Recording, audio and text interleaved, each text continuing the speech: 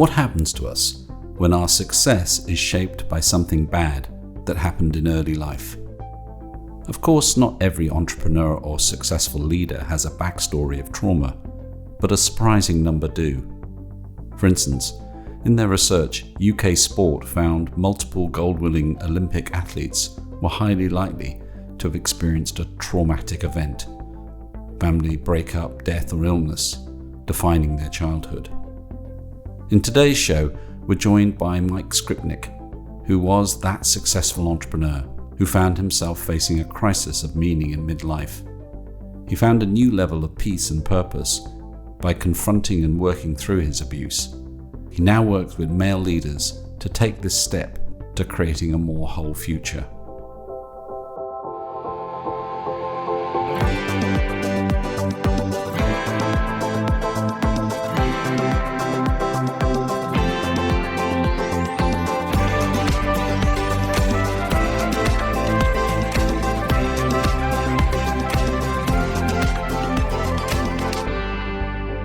Welcome to The Evolving Leader, the show born from the deep belief that we need more accountable, more human leadership to confront the world's biggest challenges.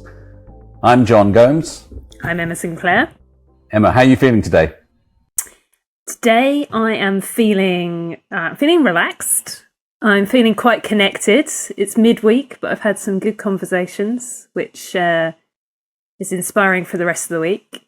And I'm also feeling very open today for the conversation that we're going to have with our guest. I feel open and, reflective. So it's interesting feeling. I'm looking forward to this. And because today we are going to chat with Mike Skrypnek. Mike's a coach. He's an author. He's a business strategist and host of Unlimited Worth podcast. He's passionate about helping leaders to realise their capacity for success, happiness and love. He's published 9 books, many articles, white papers and thought pieces. And he spent the last decade giving philanthropic legacy counselling. So Mike, welcome to the show. How are you feeling today? Thank you, first of all, Jean and Emma, for having me. And I'm feeling fantastic. I feel great. My inner core. I'm in the heart of British Columbia, Canada right now, where the exterior of our world is on fire and there's smoke everywhere and it's rather dark and gloomy, but I'm feeling quite centered today. Thank you. I forgot to ask how you were, John. I'm feeling really good, actually. I'm also feeling a little bit not daunted, but I'm really interested to find out about Mike's work, and particularly the topic of around trauma, because that's an issue that I think will capture the imagination of a lot of our listeners. So I'm really excited to hear more about that, but also probably a little bit of, feeling a little bit challenged by that at my core. So really excited to dig into that topic. Mike, I've got a question to kick us off, if that's okay. And I've got a series of them, and we'll work around them. But my first question is, listening and reading a few things that you've created and curated. Purpose is a really reoccurring theme in your work. And I wondered if we could start with your definition of purpose and how you've found that definition for yourself in your work. Emma, let me frame that for you. Purpose is so critical, and in the world that I tend to, in the circles in the world that I've tended to spend my time, I'm surrounded with entrepreneurs, self-starters, self-made people, high performers, elite athletes, and sometimes celebrities. In that world, the valleys and peaks are fairly extreme, and without a sense of purpose, moving through the valleys, and they're not infrequent, is next to impossible to emerge with success if you do not or lack purpose. And so from your core, that reason you wake up every day, that that driving force that's beyond what people say lead with passion, right? Passion is an interesting word in itself. And the concept of passion being something that you're highly committed to and that you feel really good about, and it drives you and energizes you. Well, at its core, passion is great, but passion leads people off the edge of a cliff. It drives people to abandon projects when they feel without passion. But your purpose is your North Star. It never leaves you. Purpose is what is critical to you. It's almost like breathing. It's the blood and oxygen that is running through your veins and through your body, and it's what moves you every day to make sense of your life. And so, at our core, our purpose really is it's kind of part of the meaning of life. It's why we exist for ourselves, and everybody derives what their sense of purpose is individually. Interestingly, I'm sure we all converge around some similar topics or themes, but nevertheless, we individualize our purpose, whereas you can get a room full of people and share a passion for some kind of project or enterprise. Yeah, I think that's really helpful because sometimes people confuse the two, and motivation or passion ebbs and flows in our lives. We all know that. And, when it's ebbing, you don't suddenly, sort of neglect the things that matter to you. So the two go hand in hand. Can we go step back a moment and get a sense of your journey, where you started and how you've come to the place you are today in terms of the things that matter most to you? That'd be great. I'll try to do a rewind, fast forward moment. I was born and raised in Calgary, Alberta, Canada. I went to University of Calgary, kinesiology degree. I saw my path in pro sports, working in the athletic therapy, sports medicine side of things.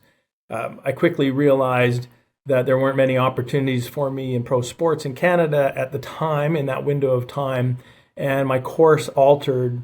And from personal training, I ended up coaching the vice president of a brokerage firm, an investment firm, and ultimately he offered me a job.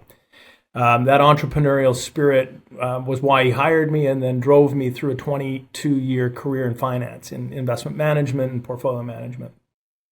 Emma referred to a decade of giving back philanthropically. That is something that from 2008 until 2018 was core to my financial services business. It was my pivot in the financial crisis, sitting there in traffic in a third week of September in snow, in a beautiful new car, going to my beautiful new home, to my wonderful family, hating my life. And then hearing myself on the radio of a spot I just recorded earlier that day, telling kind of the world or that community that Lehman Brothers went under. So I was here, the bearer of bad news, and forever the grim reaper that next few months during the crisis. And I was just hating it. So I wanted to reposition my business to give back. And I just came up with, how do I give $1 million back to charity every year? And it wasn't really through my means. I was certainly concerned that the crisis, I was going to lose everything at the same time everyone else was. What I realized is I had skills and expertise and knowledge that would help others. And so I applied that. And in the process, I learned how to construct an unconventional business of giving instead of hoarding capital in an industry that valued hoarding, and different degrees of how we managed relationships. And that opened up an entire window and door and opportunities for me because of the coaching I sought out, because of the mentoring I looked for, and the business I created within the industry that stood out and was a solid business. For me, at one point along the way, I decided that wasn't enough. I was looking for a bigger leverage. I always spoke with baby boomers on a regular basis, and they would share all the things that they would have done differently after I had presented their plan and helped them see some things that they never, they probably should have done 20 years earlier, but they didn't. And then they would spend another 90 minutes telling me all the things that they would have done differently in their lives and their business, and how they would approach it. None of it had to do with more time in the office. None of it had to do with more work. It had a lot to do with more health, more family, more love, more giving. And I just was seeking more leverage. So I left the industry, sold my business, and went on to coaching. And coaching took me through to the pandemic. And as we know, in one of my models, I was, now looking back, it looks like a dinosaur model, which was really live workshops and speaking to drive my customer base. And that went to zero early in the pandemic. And for me, that began a bit of a downward spiral that early on I didn't see was a spiral down. But it was an inevitability given that I just simply couldn't find a rhythm to present high or premium high value training and coaching to high level executives through the internet. And in that period of time, it became a very frustrating a year or two that I spent in that kind of mindset and led me to a kind of an existential life crisis. That's quite a roller coaster. So can we zone in on those two moments? Because I think, what I'm hearing from this is that there were two kind of moments of crisis. One was the Lehman Brothers, the 2008 moment where you kind of pivoted and used your ingenuity to kind of rethink how you could contribute. And then as you came to the end of the next chapter, you had another crisis. There were two kind of moments of crisis. Can you just kind of, because I think this is incredibly helpful for people to try and paint the picture about what that felt like, and what assumptions were turned on their head for you in terms of how you had thought about things, and then flip those in your mind.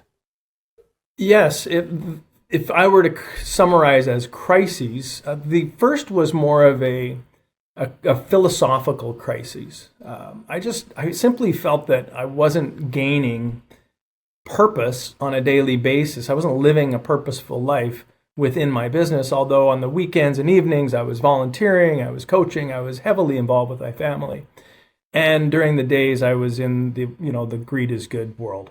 And it felt like there was a misalignment. So that crisis really was driven by the circumstances, but ultimately a commitment to align my purpose every day. And that is serving others to help them with whatever I know, whatever knowledge I had at the time. And I was younger, so I consider it knowledge.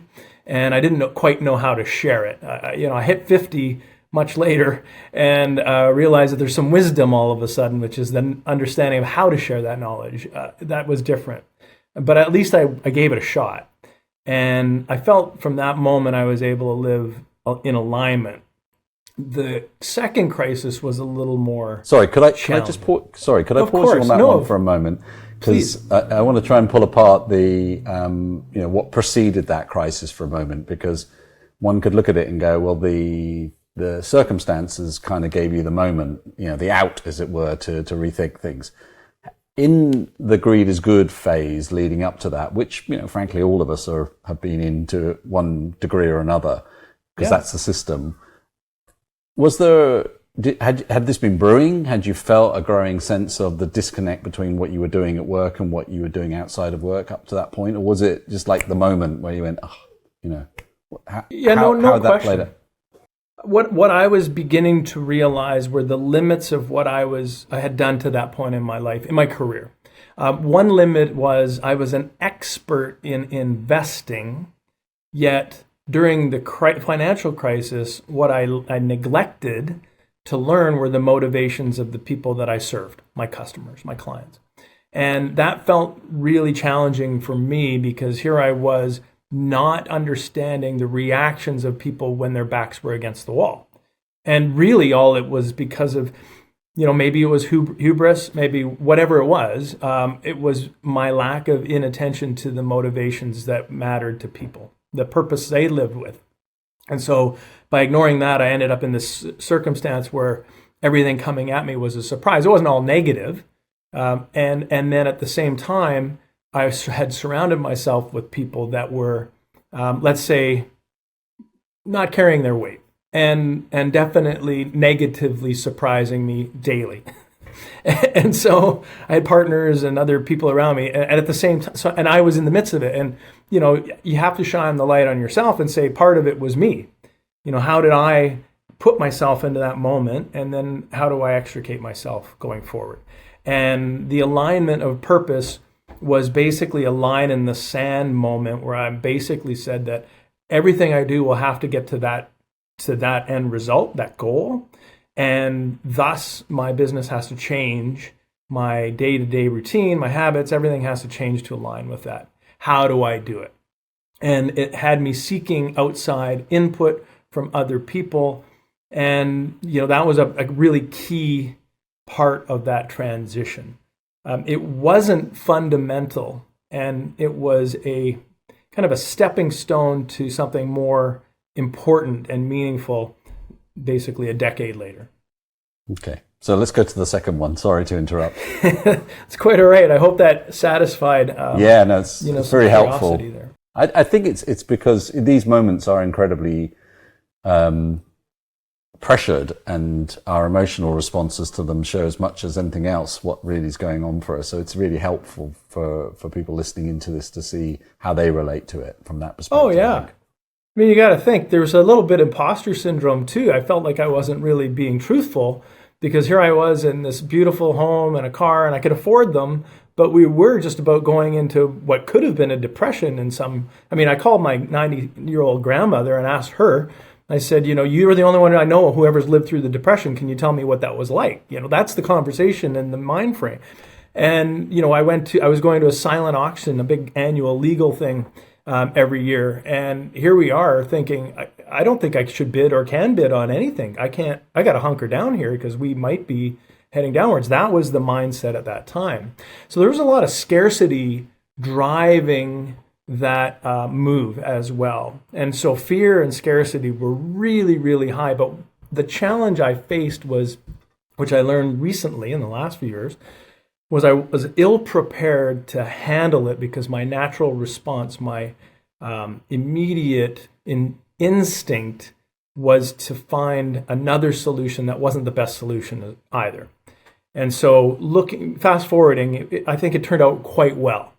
And I stopped seeking relationships that were inside the industry, and I started investing in relationships, investing in mentors, because I look back and most of my financial partners, my business partners, everybody have not been the right fit. And somehow, some way, when they exploded, I went down with their ship too, because I was so close. And that was my doing just as much as they're doing.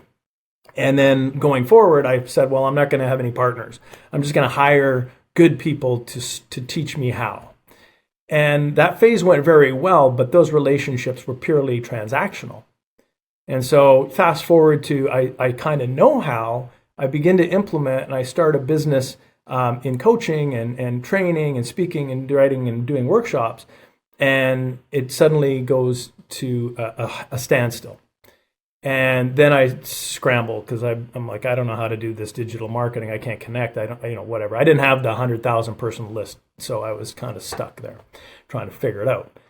And 18 months into it, after serving my clients and helping them save their businesses and suddenly watching this attrition happen in my business, I basically ended up with my last client unceremoniously stop working with me.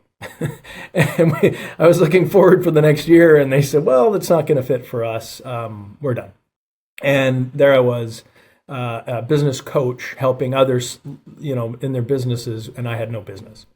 And that moment, and at that moment as well, because of the attrition, I basically owed more people than I'd ever owed in my life. And for the first time, I couldn't pay anybody. And I just thought, well, might be a better idea on one of my walks to, decompress, to just huck myself into the river. At that time, it was pretty nasty weather and the rivers were raging. And I thought that would be, I could just call it quits, and that would be that.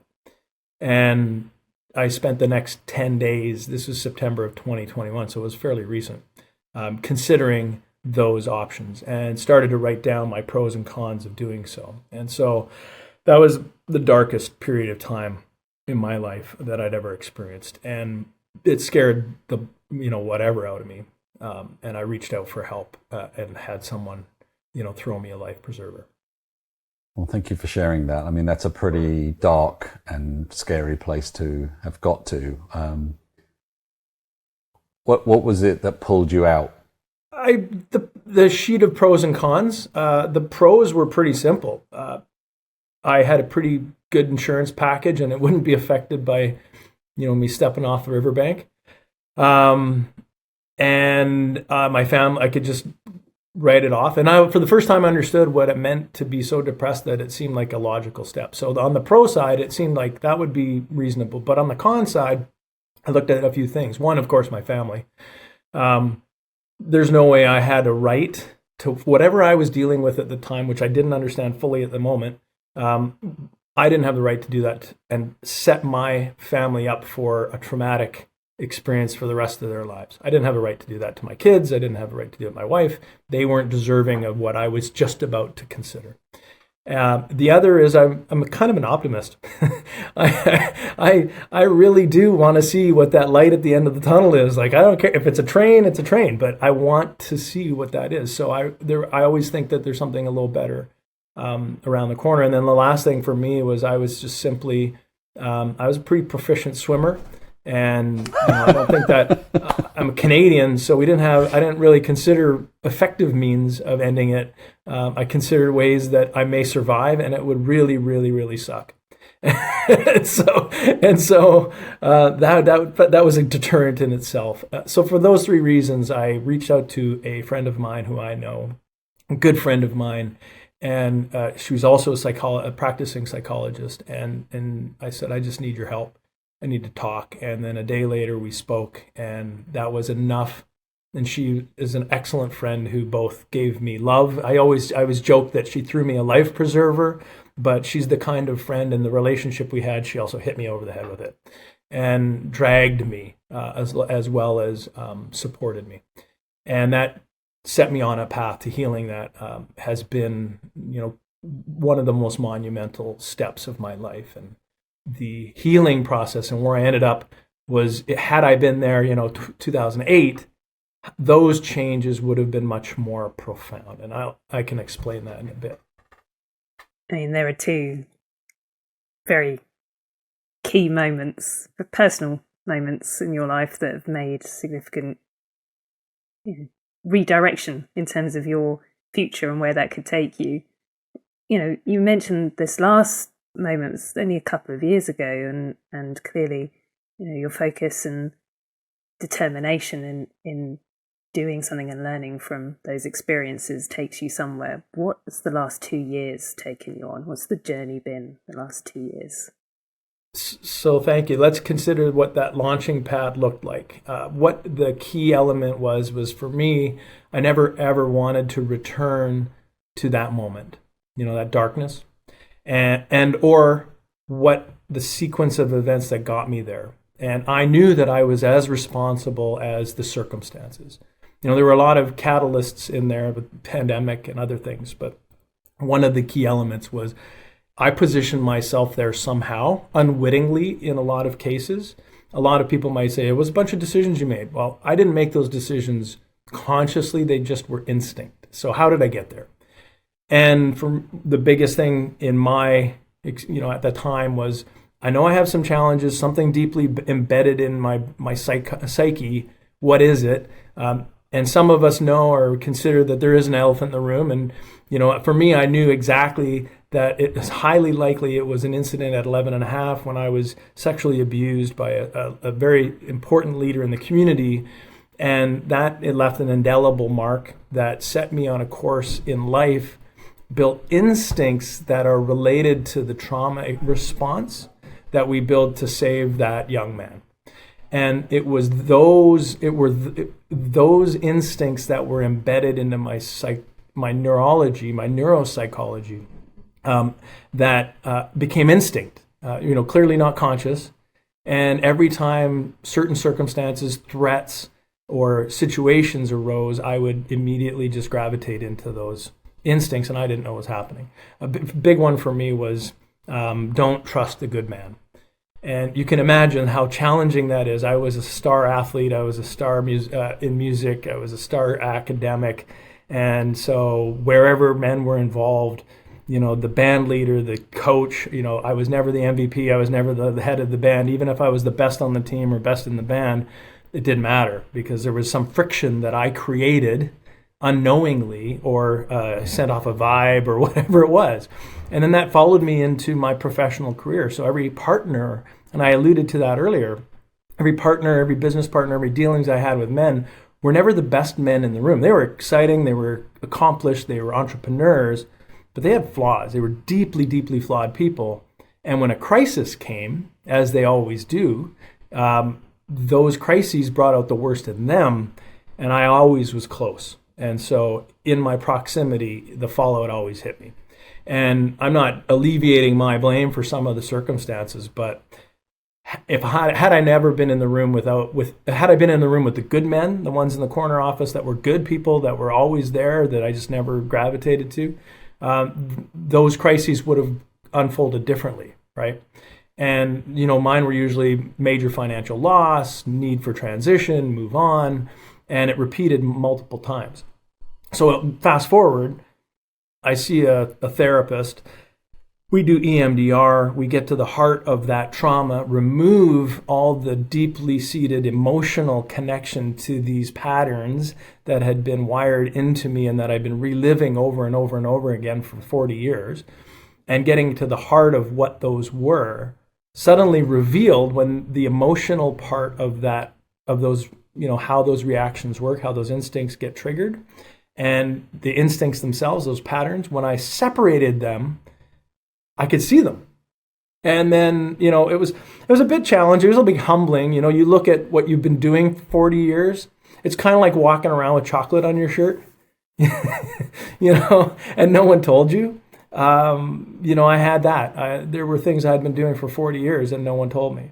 And the reason is, and this is where my commitment to the last couple of years has been, is to help leaders, people in leadership or in successful or perceived to be a success.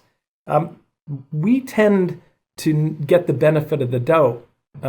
People do not analyze what our shortcomings are. They only look at what we've done well. We tend to hide those shortcomings, those instincts, those negative patterns extremely well at all costs. We have financial buffers, we have people buffers, we have business buffers, and we have life habits because we're maybe at a certain position. There's not a lot of people around us. We might be at the top of whatever we're doing. And thus, we're able to keep our secrets. And my secret nearly killed me. And so I was able to hold on to these secrets and hold on to these instincts, whether I liked it or not, until such time that I had to deal with them. And once I began to deal with them, I realized, leaders are in desperate need, and not just leaders. I mean, 4 out of 5 suicides between ages of 30 and 60-year-olds in North America are men. Okay, so the bandwidth of middle-aged humans in North America who kill themselves are predominantly men. And that's a problem. And now I understand why. It was either the trauma that they experienced that they can't outrun, or the crisis that was created because the instincts that they never unwired. And either way, it's about trauma. It's about the response we have to a negative experience or experiences in our lives. And it's rooted in our childhood. It's rooted in our developmental years, because our brains are very adept at placing negative experiences and saying, never do that again, and then not telling us about it. It's like you have this relationship with your brain. You have your conscious and your subconscious, and your subconscious is like, if we just don't tell him and we wire this in, he won't screw it up when it has to be triggered, when it has to happen, because he has to survive, right? He has to pass on his genes. In order to do that, he can't crumble in the worst possible moment.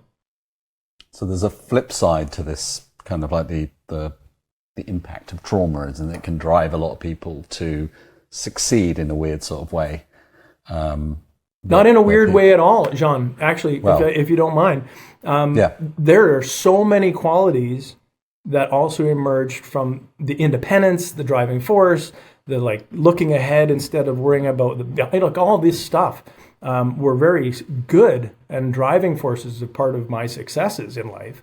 The negatives, unfortunately, which is strange, is how deeply rooted and subconsciously these things took hold. And you scratch your head and go, why did that partner suddenly why did this happen again? Why did this happen again? And then, then you ask your network, you're like, my wife, like I asked Sherry, I go, just promise me I can never have another partner again.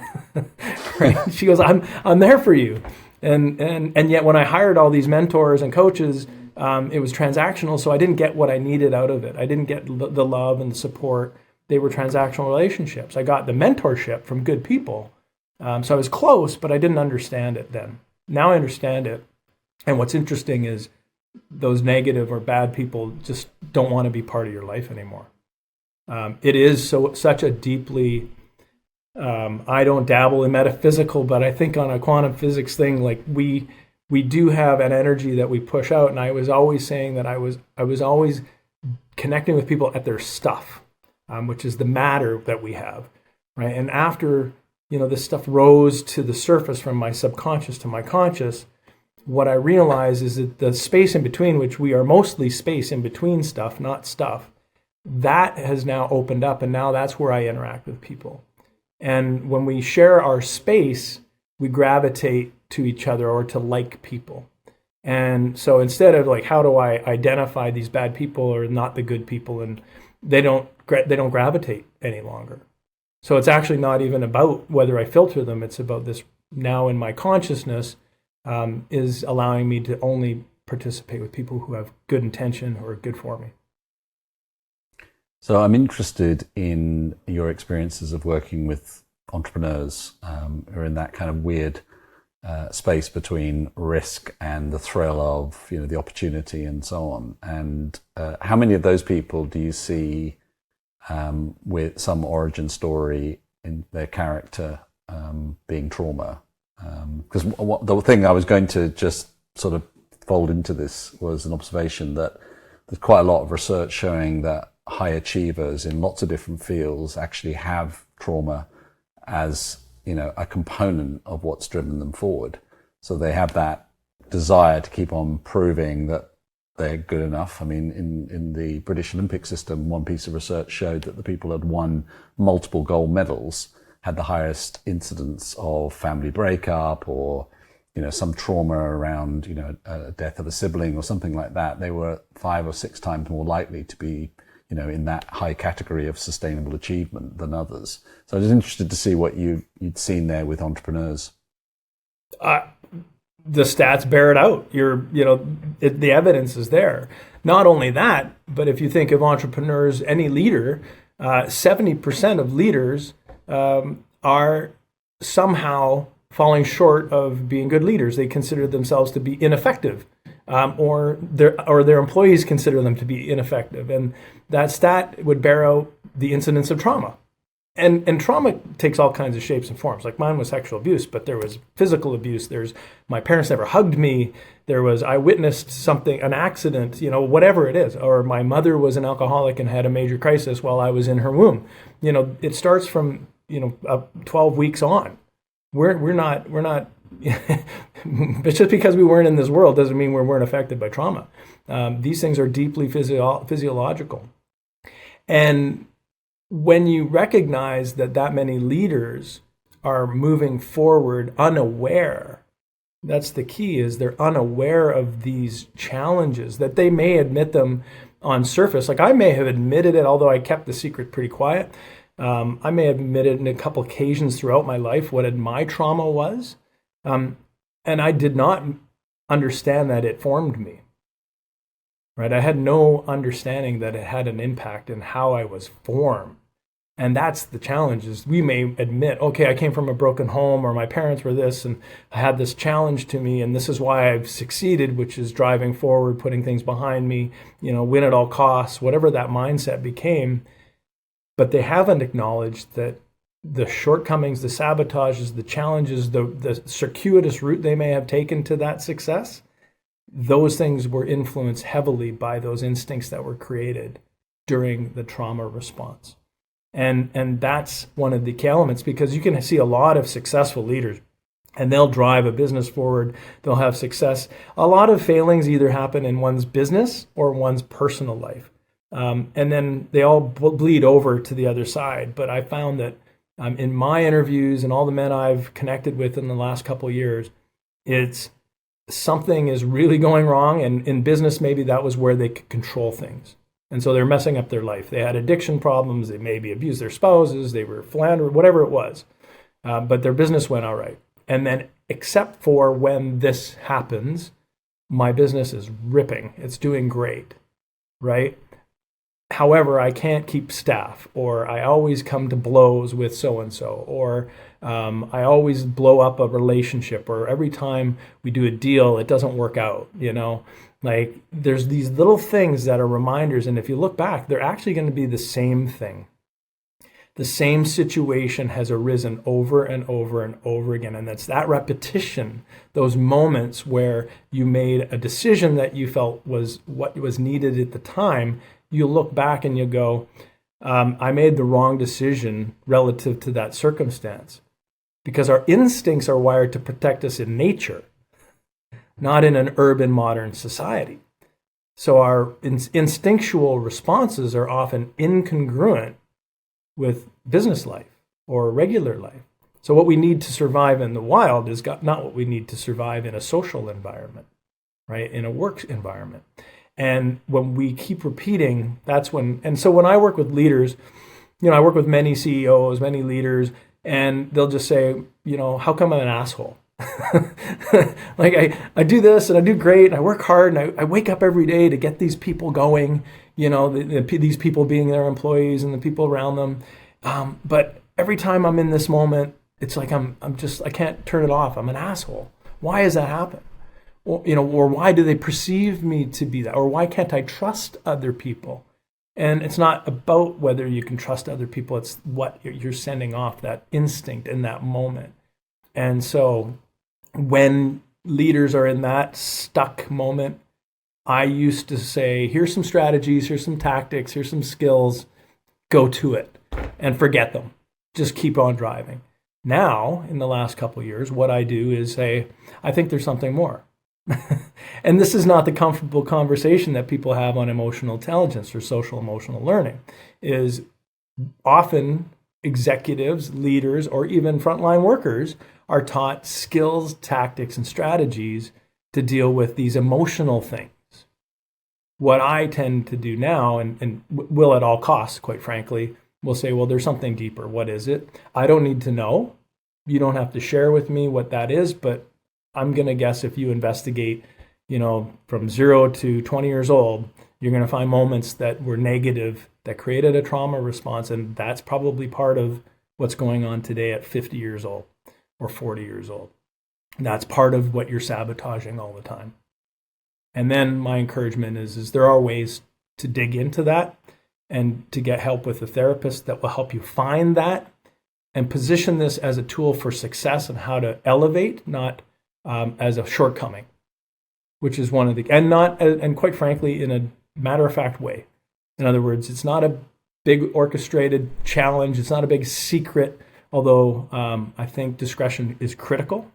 But it's not a personal secret any longer because it becomes your story.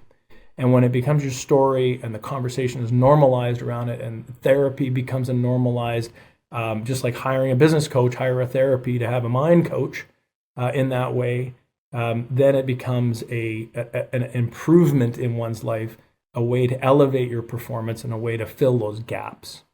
So the work around leadership digs in deeper where most people feel ill-equipped or quite frankly, it was interesting, if I may, sorry, I'm rambling right at this moment. But in my investment management business for the last decade, trying to help people give money away, it was all about estate planning, right? I mean, that's the bigger picture is how do you give in your will? And there were a lot of conversations around mortality. And I was really good at it. A lot of people are very poor at it. In fact, most advisors do not want to talk to their clients about death. And my comfort there in terms of normalizing that conversation was very strong. Stepping forward, most people do not want to talk about other people's challenges, their abuse, their trauma, their mental or emotional issues. We don't know, we can't understand how to deal with people that we can't see physical problems with, right? So we leave it alone and we tend to just stiff up our lip it Men are terrible at this. We're actually excellent at it. We're excellent at just driving forward and, suck it up. We're going to just move forward. Can't talk about this stuff. But I find that when we do get into that open space, make it comfortable, make it a normal conversation, a typical conversation, we can get to some understanding. And if anything, we can get to the introspection. It takes courage, because most organizations, they'd be like, well, if I know they had, if anyone knew I had an emotional challenge, I would lose my job. I mean, think about it. Think of it in airlines, in finance, in business, like, any number of executives out there would be just mortified and worry that they would lose their jobs because of, some kind of emotional challenge. But no one's worried that if they had a heart attack, a stroke, or a broken leg, that it would cost them their job. All of which can be remedied fairly simple. Can we perhaps get a sense of the kind of responses that people have to trauma, the kind of archetypes? Because the way in which you responded to it to protect yourself was one kind of instinctive mechanism, which is to almost please the bully, or to side with the person who actually caused the person that kind of represents the threat in the first place, as opposed to moving away from it, which is a common kind of unconscious move. What else are you seeing people doing in terms of how they protect themselves with trauma? Yes, of course. Mine was really where I would just gravitate to people with that weren't like my abuser. My abuser was the pillar of the community. He was the handsome, good man, veteran, armed, decorated pilot, leader of boys, and the wife was on the face of it. Right, on the face of it. Well, yeah. and then abuser of boys. So he looked great. So I chose men that I could see I call it seeing their daggers, right? They had their daggers out, and I could see the danger, and I would think I could mitigate it, but that was not possible. Often the way trauma manifests, trauma response, I want to make sure that it's clear. Negative situations create a trauma response, right? So the negative situations can vary for everybody, and one negative situation for me might not create that response, and it will create it in someone else. The response, trauma itself, is a physiological and neurological response to danger that we perceive that we must learn how to protect ourselves or avoid in the future. Once we've had that moment, often they segregates into two ways. Either something that would be considered hypervigilance. It's a way our brain moves into hypervigilance, or it moves into dissociation. Hypervigilance can be things like I had, like if this, then this. It would be always a reactionary. It would be instinctual. I wouldn't know that was the behavior, but that was what was going on. You always find it, almost always find it with what you would call micromanagers, control freaks. They're very hypervigilant. Like, that's a very clear case of you've got something going on. Dissociation is a little different, because it's the kind of people that you almost look like they flip. They're friendly and nice, and then they're the asshole, right? Then they're in that tough space. Or their dissociation is also connected to high risk taking, which is interesting, because there's a big benefit and reward in entrepreneurism and business for those who risk, who are willing to risk. And often those who risk and it works out look like rock stars, but they still have these shortcomings because they're willing to bet everything on it all the time, regardless of the 10 people, the 20 people, or the 1,000 people they suddenly have hired underneath them. And so those people's lives are all in jeopardy, their financial, personal lives, because of that risk taking. So they manifest in those two ways ultimately. And then multitudes, there's a big spectrum of how we behave in that. So hypervigilance, one being, hyper responsive, controlling, act. It was if this, then that. And then dissociation is often also the other piece. I spent some time listening to your Unlimited Worth podcast, and a couple of the conversations that that you've managed to have with men. And I was really moved to hear people talking so openly, so frankly and so honestly, to enable others to also kind of hear that story and learn from that story. And my question comes to this place of curiosity around conversations and really listening and enabling people to use the word space to have a conversation. How do you enable that for people?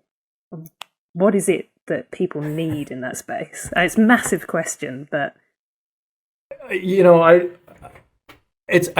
think many people can learn how to do it, and many people do it innately. I find that maybe I do it innately. However, I've learned some really key elements to that. And you're right, Emma. One of the interesting things, this is the little known secret about men that women will eventually find out, and that is once you get men talking about their most deepest concerning challenges in a private room where they're comfortable, they don't stop talking. So women are like, I can never get my husband to tell me all these things about. Guess what? They'll talk nonstop, and we always go overtime. But how it happens is it requires a number of things. One is the setting has to be perceived. It doesn't even have to really be that, although that's the setting I always set up, as risk-free. Those two words matter a lot. You often hear a safe environment. We create a safe, safe environment for you. Men generally, just by our nature, don't feel unsafe. We often don't perceive 90% of the situations we are in as something that is a threat to our safety. But we do perceive risk. Risk of loss, risk of imposition of others on us, the risk of losing our stuff, having things taken away from us. Like we really do. We are really risk sensitive and perceive it in all settings, but we rarely view safety as our problem. So I don't create safe spaces. I create risk-free rooms or communities. Then they need a leader. It's required that someone takes ownership in a plain-spoken way to discuss their biggest shortcomings, right? And not in a self-deprecating way, although that is largely my approach, but in a plain, matter-of-fact, this is what happened. And here is what I've learned. This created this unknowingly. It wasn't always my fault. It's not always your fault, but you own fixing it. And how do you do that? So simple mechanisms to steps that are about disclosure, and then creating in that risk-free zone no requirement whatsoever to talk about it.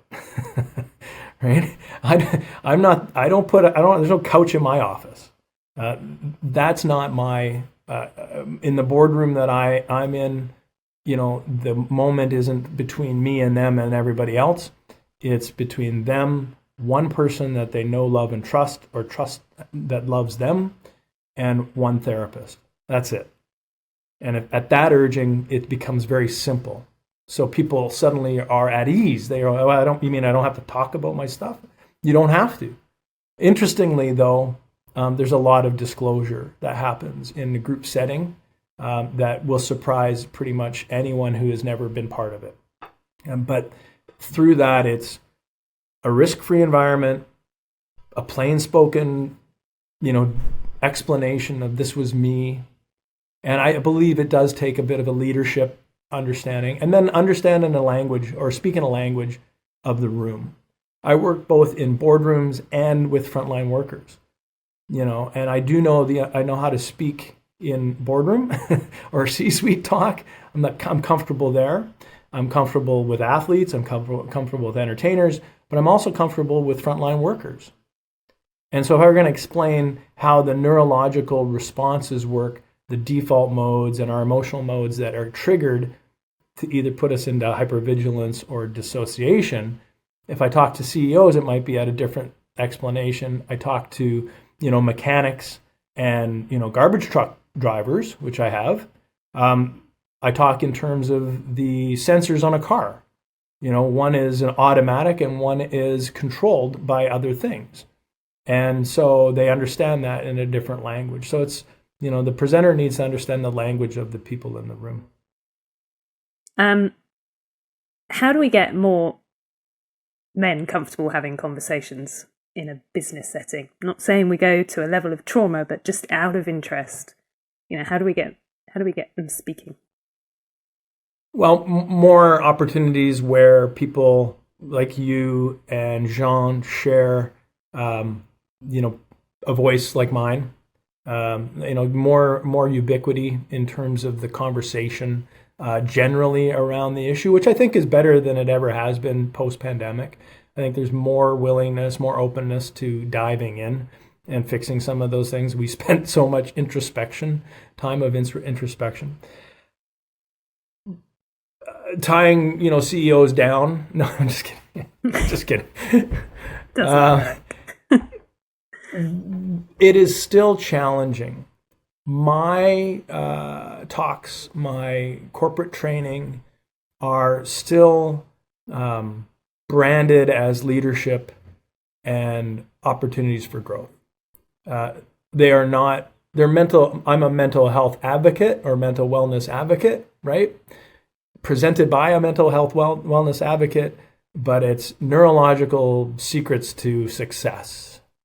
And I don't know how we avoid that for this reason, and this reason maybe alone, is that anyone coming to a Mike event shouldn't look around the room before they get there or as they're arriving and wonder who's traumatized and who's got what, right? And that is going to create a perception of risk that no one wants to be part of. How we get between that branding, it's a bit of a bait and switch, and I don't like that at all, quite frankly.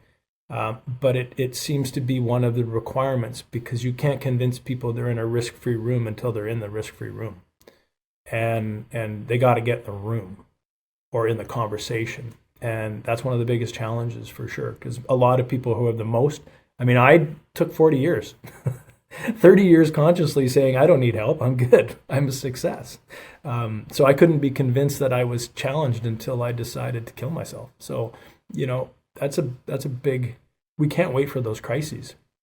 I can only imagine at 20 years old, had I solved some of these challenges, had I rewired, how amazing, I've had a pretty dang good life. It's been great, with moments of crisis, but generally, by all accounts, it's been an extraordinary life thus far. And just to think of how much better it may have been.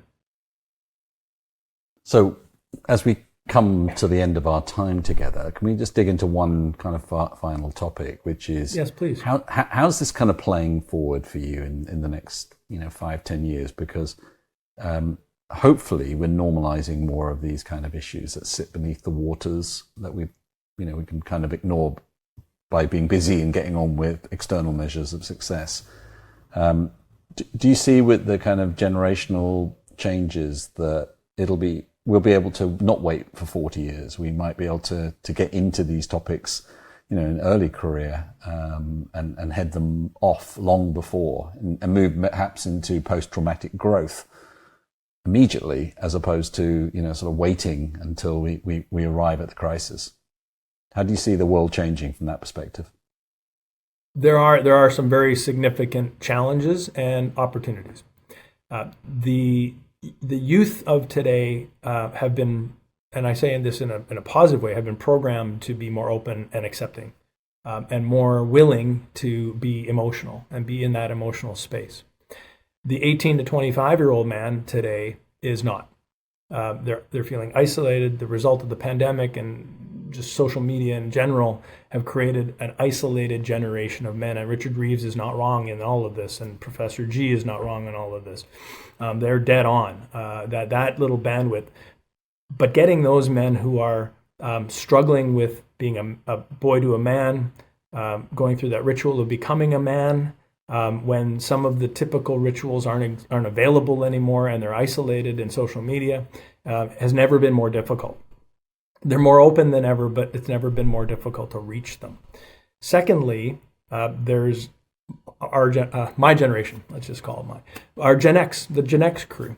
And the Gen X crew has the best ability because we create culture, we create music, we set the tone for sport, we set the tone at leadership. We have the ability to change the way men are accepted into the world, in business and life. We can change that tone. So my work with leaders is critical in changing the mentality, the approach to that, and creating an opportunity for these younger men to grow into that. Nothing will ever replace getting to both groups and speaking to them en masse. That is one of the key messages. Ubiquity isn't possible if you don't do that. However, changing leadership, mental framework around mental health and mental wellness, and having that create that risk-free environment for men to come into, that you can balance, suck it up, and get help. Once you get help, you better suck it up. like there is the other side of it. Like it isn't time to dwell and sit on, okay, well, I've been trauma. Like you can't sit in that pool of misery. It's time, once you've gotten the tools and you've worked on yourself, it's time to move forward. So gathering those two ends, I think, are key, and acknowledging that there's a huge challenge in the 18 to 25 range right now with men in North America in particular. I know worldwide probably. My efforts, I think, are become insidious a bit. I both work in speaking, leadership training, but I also work with clients internally in their businesses. I'm presently in-house quite a bit with a company that I'm helping at the CEO level and individually as time progresses to create a culture of acceptance that there are performance enhancers, and one is seeking mental health and mental wellness support through therapy, and identifying where those opportunities are. So it's about getting right into the companies and then setting a tone and hopefully seeing that ripple effect in the community. Well, that's a great place to kind of bring our conversation to an end. I think I've definitely found this to be a very powerful conversation, and I hope it's very helpful to our listeners. Mike, how can people, we'll put this in the show notes, but how can people get hold of you and learn more about your work? I want to thank you, Jean and Emma, for creating a platform and willingly digging into this topic today. I really appreciate it. People can find me at mikeskrypnek.com, which is my business side, but really where people should spend their time looking is unlimitedworth.org.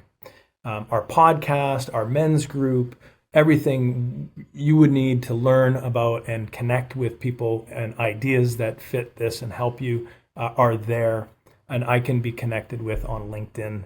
It's my social media platform that I lean into the most. And if you're feeling that this might be helpful to you, but you're a bit doubtful or concerned, what would you plant in people's minds as a way to help them think about making the next step towards helping them with deep-seated trauma?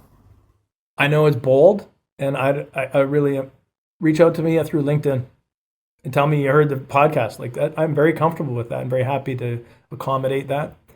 Secondly, confide in someone you love, trust, and can find comfort with about what it could possibly be, because we all understand that there's an elephant in the room. We might not know the depth of it. Excellent. Well, Mike, thank you so much. It's been a pleasure talking to you, and we wish you well in your work. It's an important contribution you're making to society and moving the world forward. So, folks, remember, the world is evolving. Are you?